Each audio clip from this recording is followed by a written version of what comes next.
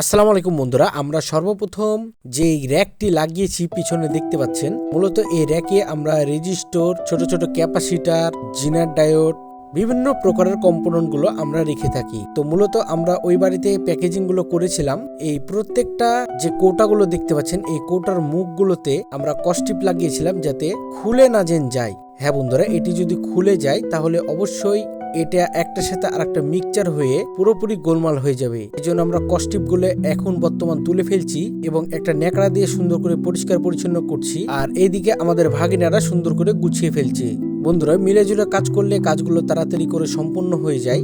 আপনারা যেই কাজই করুন না কেন, একটু মনোযোগ সহকারে কারোর সাথে কারো ক্যাচাল, গন্ডগোল, দুই কথা, হিংসা না করে আপনারা যদি কাজগুলো একত্রে বা একসাথে করেন, দেখবেন গল্প করতে করতে কাজগুলো শেষ হয়ে যায়। আমি অনেককেই দেখেছি বিভিন্ন প্রকারের কারখানাতে যে একের পর এক আরেকজনের সাথে হিংসাহিংসি করে। হিংসাহিংসি বাদ, কাজ আগে। ধন্যবাদ।